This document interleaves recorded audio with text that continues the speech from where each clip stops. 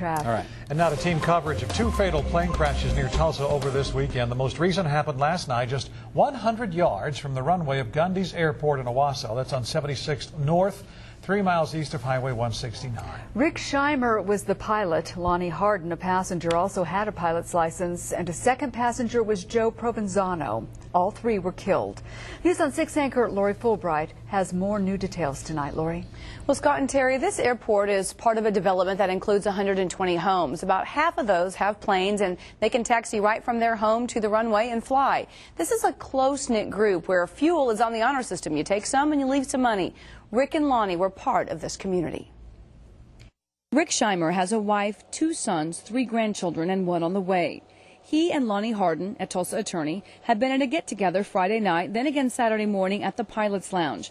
Roger Whedon, who owns Gundy's Airport, was there. We have coffee every Saturday morning at the airport, and all the guys get together and drink coffee and tell lies, and and he was there this Saturday. Him and Lonnie both were there to have coffee with us. Roger says those 2 men, along with Joseph Provenzano, had flown another person to Stillwater and were on their way back home when they crashed about 8:15 Sunday evening.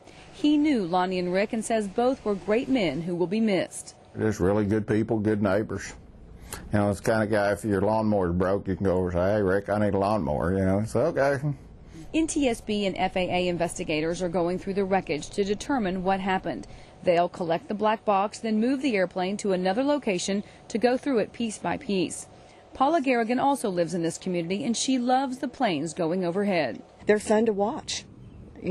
My grandchildren and I come down to the runway and we watch them land and go in and out, and it's very nice. She says this crash is especially tragic and sad because it involves neighbors. Troopers say all 3 wives were at the crash scene last night. The report says all 3 men were wearing their seatbelts and the sky was clear of bad weather except for some clouds. Lori Fulbright, the News on 6.